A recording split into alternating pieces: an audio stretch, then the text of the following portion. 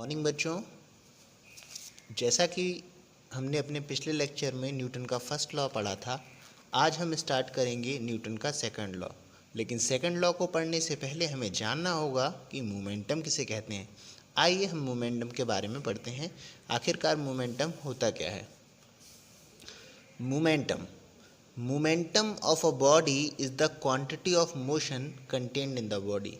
Momentum किसी भी body में हमें क्वांटिटी ऑफ मोशन को शो करता है कि किसी बॉडी में मोशन कितना है, या हम कहें कि motion with velocity is known as momentum, तो ये भी सही होगा।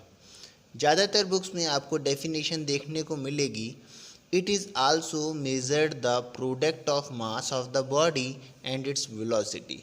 मतलब मोमेंटम जो होता है वो प्रोडक्ट होता है बॉडी के मास का और उसकी वेलोसिटी का, या हम कहें तो momentum is equal to mass into velocity. अगर मैथमेटिकल रिप्रेजेंटेशन में इसे हम शो करेंगे तो हम इसे शो करेंगे स्मॉल लेटर p से। इस पे वेक्टर का साइन लगाया है क्योंकि मोमेंटम एक वेक्टर क्वांटिटी है। Vector p is equal to mass into vector v, velocity. It is a vector quantity, यह एक वेक्टर क्वांटिटी है, and its direction is the same as the direction of velocity of the body. और इसकी direction भी वही होती है जो डायरेक्शन होती है वेलोसिटी की। बॉडी जिस डायरेक्शन में वेलोसिटी कर रही है वही मोमेंटम की डायरेक्शन भी होती है। अगर हम बात करें तो मास की यूनिट केजी होती है और वेलोसिटी की यूनिट मीटर पर सेकंड होती है, तो मोमेंटम की ऐसा यूनिट निकल के आई केजी मीटर पर सेकंड। अब हम मोमेंटम को थोड़ा समझने की कोशिश करते हैं। If two object of different masses have same momentum, बोल रहे हैं दो डिफरेंट ऑब्जेक्ट हैं, जिन डिफरेंट मास के दो ऑब्जेक्ट हैं जिसके सेम मोमेंटम है, मोमेंटम उनका सेम है, तो lighter body possess greater velocity. जो हल्की चीज़ होगी उसकी वेलोसिटी ज़्यादा होगी। यहाँ पे हम कह सकते हैं, अगर हम बात करते हैं मास ऑफ बॉडी और वेलोसिटी का, अगर हम देखते हैं एक हैवी बॉडी है जिसका मास m है और एक स्मॉल बॉडी है जिसका मास m है, और इन दोनों की वेलोसिटी v डिफरेंट v है, लेकिन इनका मोमेंटम जो है वो बराबर है। तो इस केस में हम देखेंगे कि अगर दोनों का मोमेंटम बराबर है तो बॉडी का मास जो है अगर ज़्यादा होगा तो उसकी वेलोसिटी जो होगी वो कम होगी, और अगर मास कम होगा तो उसकी वेलोसिटी जो होगी वो ज़्यादा होगी। यहाँ से हमें एक रिलेशन मिलता है कि किसी भी ऑब्जेक्ट की जो वेलोसिटी होती है वो इन्वर्सली प्रोपोर्शनल होती है मास के। मतलब अगर हम इक्वल फोर्स लगाते हैं किसी चीज़ पे और उसका अगर मास कम है तो उसकी वेलोसिटी ज़्यादा होगी, और मास उसका ज़्यादा है तो वेलोसिटी कम होगी। अगर मैं एग्ज़ाम्पल के द्वारा आपको समझाऊं, मैं कहूं कि एक आयरन की बॉल मैंने ली और सेम साइज़ की मैंने एक प्लास्टिक की बॉल ली, और इन दोनों को मैंने हिट कराया एक सैंड से। इन दोनों की वेलोसिटी यहाँ पे मैंने सेम रखी, तो आप देखोगे कि आयरन की बॉल जो है उसका जो सैंड हिल है वो ज़्यादा ब्रेकेज होगी, ये ज़्यादा टूटेगी। तो यहाँ पे हम देखेंगे कि दोनों बॉल जो हैं वो सेम साइज़ की हैं, लेकिन वेलोसिटी जो है वो सेम है। तो आयरन यहाँ पे जो ज़्यादा नुकसान होगा वो यहाँ इस वाले सैंड में होगा, ए वाले में, बी वाले में नुकसान कम होगा। इसका रीज़न ये होगा कि मास की वजह से जो आया है वो इसमें ज़्यादा नुकसान हुआ है। मतलब यहाँ कह सकता हूँ मैं P डायरेक्टली प्रोपोर्शनल होता है मास के।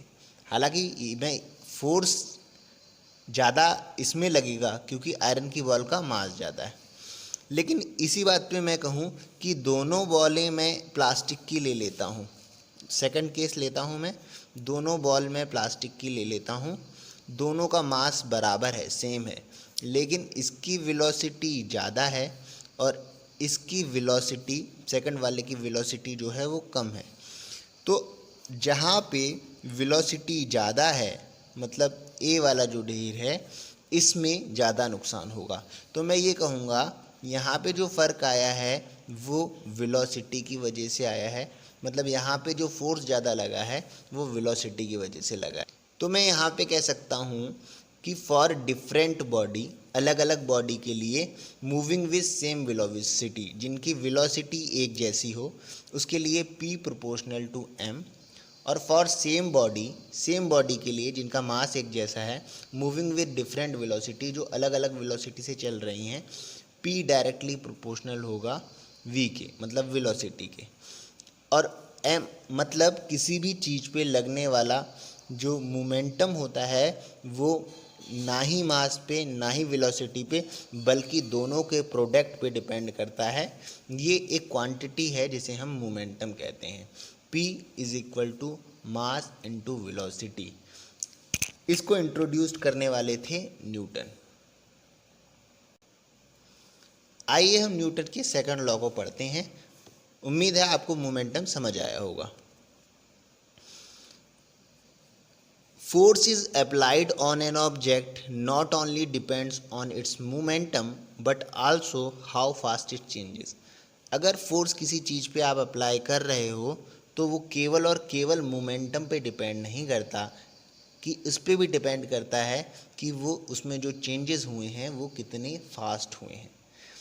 बेसिकली जब न्यूटन ने अपना सेकंड लॉ दिया था तो उन्होंने जो डेफिनेशन कही थी वो यहाँ मैंने आप लोगों को लिख के दिखाई हुई है। The rate of change of momentum of an object, rate of change of momentum of an object is proportional to the net force of applied force on the object.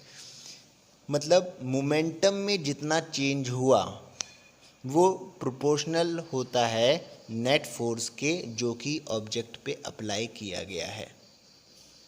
इसको मैं दूसरे तरीके से भी कह सकता हूँ, अगर हम एक हल्की बॉल लेते हैं और एक हम भारी बॉल लेते हैं, दोनों को हम मिडिल में रखते हैं और दोनों पे बराबर बराबर का फोर्स इस तरफ लगाते हैं 10 न्यूटन का फोर्स, और यहाँ पे भी हम लगाते हैं 10 न्यूटन का फोर्स, तो हमें देखने को मिलेगा कि छोटी बॉल जो है वो अपनी पोजीशन से ज़्यादा एक्सीलरेट कर जाएगी और बड़ी बॉल जो है वो अपनी पोजीशन से कम एक्सीलरेट करेगी, जबकि फोर्स दोनों पे इक्वल लगा है।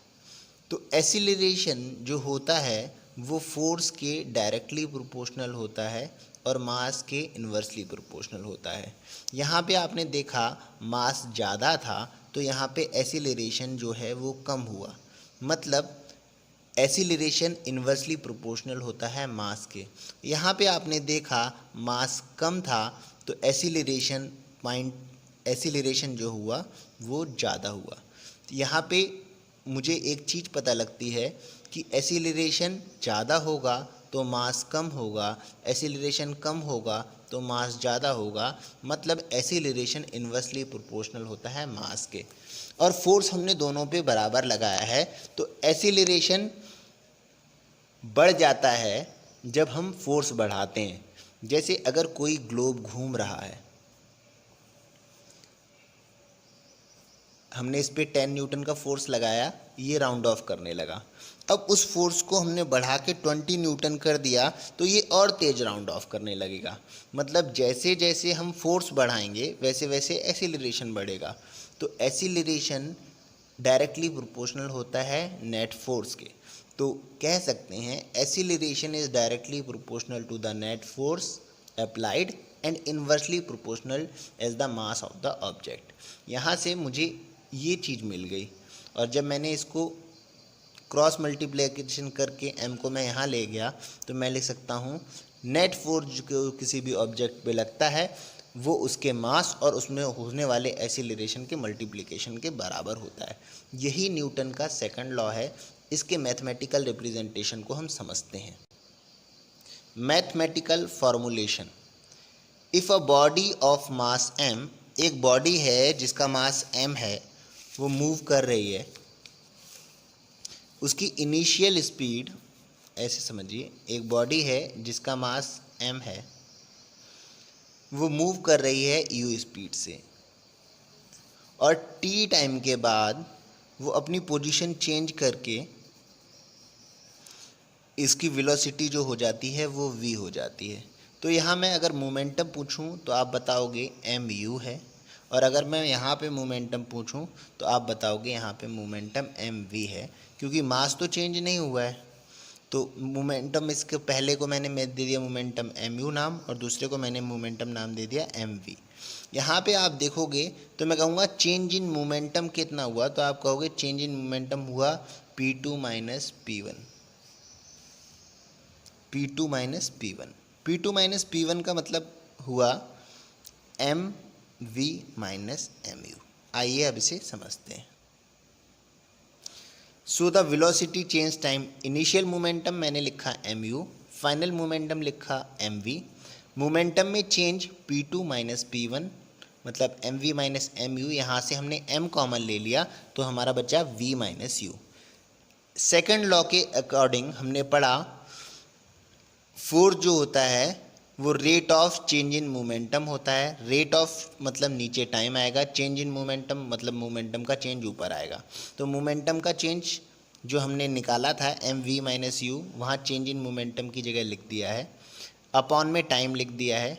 v minus U upon t जो होता है वो एक्सीलरेशन होता है, तो उसको हम a लिख सकते हैं, हमने a लिख दिया। तो यहाँ पे हमारी इक्वेशन बनी force is proportional to mass into acceleration.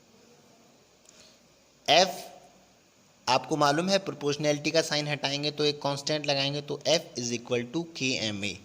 k की वैल्यू बेटा हमेशा 1 होती है, जो कि हमने यहाँ पे लगाई है k की वैल्यू 1, और k की वैल्यू 1 लगाने के बाद हमारा आंसर आ जाता है force is equal to mass into acceleration, जो इससे पहले वाली मैंने डेफिनेशन में बताया था कि किसी भी ऑब्जेक्ट पे लगने वाला नेट फोर्स उसके मास और उसमें होने वाले एक्सीलरेशन के मल्टीप्लिकेशन के बराबर होता है। अब आप ये समझिए 1 यूनिट ऑफ फोर्स क्या होता है, मतलब यूनिट फोर्स किसे कहेंगे। तो यहाँ आपको डेफिनेशन देनी पड़ेगी। यूनिट फोर्स तब होगा, मतलब 1 लगा देंगे फोर्स की जगह, मास की जगह भी 1 लगा देंगे। 1 kg का मास हो, अगर किसी 1 kg के मास में 1 मीटर पर सेकंड स्क्वायर का एक्सीलरेशन आप प्रोड्यूस करते हैं तो उस पे लगने वाला फोर्स जो होगा वो यूनिट फोर्स होगा। ये आपको याद रखना है, बहुत इंपॉर्टेंट पॉइंट है। ये आपसे पूछ लेता है कि यूनिट फोर्स क्या है, तो आपको ये डिफाइन करना पड़ेगा। अगर फोर्स की एसआई यूनिट की बात करें तो एसआई यूनिट फोर्स की जो होती है वो न्यूटन होती है, और न्यूटन को हम हमेशा कैपिटल एन से डिनोट करते हैं। कैपिटल एन से इसलिए डिनोट करते हैं क्योंकि जितनी भी क्वांटिटी जो साइंटिस्ट के नाम पे रखी गई हैं, जितनी भी यूनिट्स जो हैं वो साइंटिस्ट के नाम पे रखी गई हैं, उन्हें हम हमेशा कैपिटल लेटर में शो करते हैं। और 1 न्यूटन जो होता है वो इक्विवेलेंट होता है kg मीटर पर सेकंड के स्क्वायर के। देखिए F is equal to m into A होता है, मास की यूनिट kg होती है, एक्सीलरेशन की unit metre per second square होती है। वहीं से निकल के आया है kg metre per second square. Application of Newton second law of motion. Second law of motion हमारी डेली लाइफ में कहाँ लगता है, आइए हम 2 एग्जाम्पल के थ्रू इन्हें समझते हैं। एक cricket player moves his hand backward while catching a fast cricket ball. आपने देखा होगा एक क्रिकेट प्लेयर जब बॉल कैच करता है तो अपने हाथों को पीछे की ओर ले जाता है।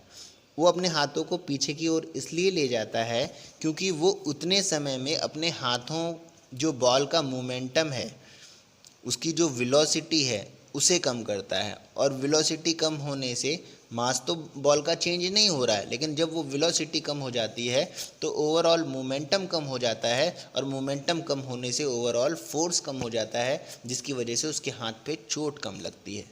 ऐसा ही हमें देखने को मिलता है एथलीट मीट जब होती है, तो जब एथलीट जंप करते हैं, हाई जंप करते हैं, लॉन्ग जंप करते हैं, तो वो ये फोम या सैंड पे करते हैं, क्योंकि जब वो जंप करते हैं तो उनका जो होता है फ्लोर से टकराने से पहले मोमेंटम कम हो जाता है, और मोमेंटम कम होने की वजह से उनके बॉडी का फोर्स जो फ्लोर पे है वो कम लगता है, जिस वजह से उन्हें चोट लगने का खतरा कम रहता है।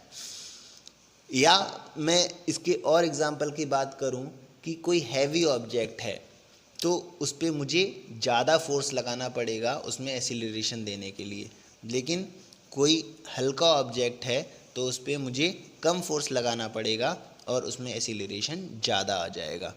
इसी तरीके के एग्जांपल से हम इसे समझ सकते हैं। ये आपको एग्जांपल याद रखने होंगे। आइए, ये एक छोटा सा टॉपिक है, इसे हम देख रहे हैं। यहाँ पे हम न्यूटन के फर्स्ट लॉ को मैथमेटिकल एक्सप्रेशन से शो करेंगे with the help of Newton second law. जैसा कि हम जानते हैं कि न्यूटन का सेकंड लॉ होता है force is equal to mass into acceleration. Acceleration को मैं v minus U upon T लिख सकता हूँ, और यहाँ पे मैंने अगर t मल्टीप्लिकेशन में ले जाऊँ तो एफ टी बराबर M V minus M U आ गया।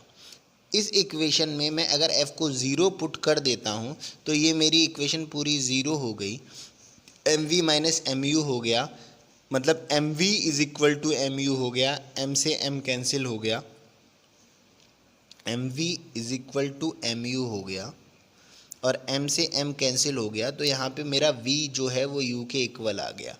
इस इक्वेशन से मैं कह सकता हूँ कि जब फाइनल वेलोसिटी और इनिशियल वेलोसिटी इक्वल हैं तो मेरा ऑब्जेक्ट जिस पोजीशन में है उसी में रहेगा, मतलब वो बैलेंस्ड रहेगा, उस पर एक बैलेंस्ड फोर्स वर्क कर रहा होगा, क्योंकि जो पहले वेलोसिटी थी वो अभी भी है, या वो रेस्ट में हो या वो मोशन में हो।